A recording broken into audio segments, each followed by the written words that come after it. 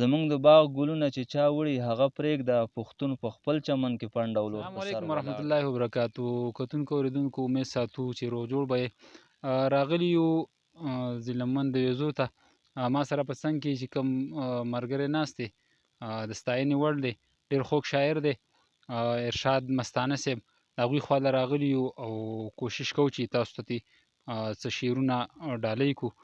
نو ورځو ارشاد مستانه صاحب لا چې هغه تاسو ته شعرونه واوري. السلام علیکم ورحمۃ الله وبرکاتو. وعلیکم السلام ورحمۃ الله وبرکاتو. زموږ د کتونکو ته یو څو شعرونه ډالۍ کړي، ټیم بیا نه اخلو. ستاسو ډېره مننه چې خپل قیمتي وخت موږ له راکړو. اول یو دوه شعرونه. وایي دا چې یو بل وژني پښتانه نه دي، دا چې یو بل وژني پښتانه نه دي، کله چې یو موټی شي پښتون به شي.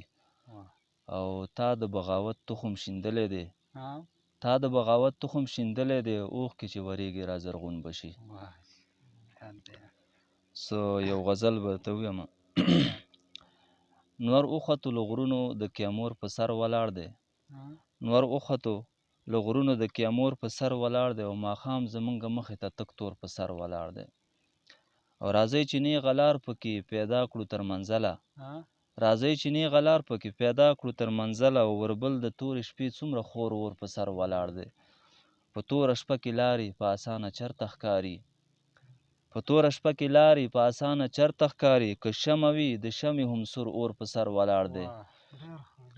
او زمونږ د جهالت د شپې سهاره ستا اذان ته، زمونږ د جهالت د شپې سهاره ستا اذان ته، امید په انتظار کې د خپل کور په سر ولاړ دی. او زمونږ د باغ ګلونه چې چا وړي هغه پرېږده، پښتون په خپل چمن کې پنډ او لور په سر ولاړ دی. مننه. زمونږ د باغ ګلونه چې چا وړي هغه پرېږده، پښتون په خپل چمن کې پنډ او لور په سر ولاړ دی. په دې ښکلي موسم کې لفظونه غریو نیولي، په دې ښکلي موسم کې لفظونه غریو نیولي، ارمان د مستانه څنګه نسکور په سر ولاړ دی. یو بل غزل دی.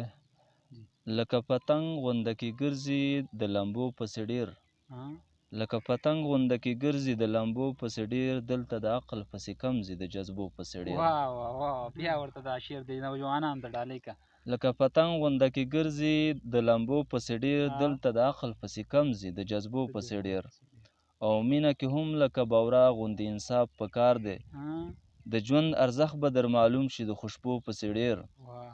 او د ښکلاګانو هم خوښ نه وي چې زیاتی کوي څوک، د ښکلاګانو هم خوښ نه وي چې زیاتی کوي څوک، د بوډۍ ټال جړۍ کې کم وي د شیبو پسې ډېر.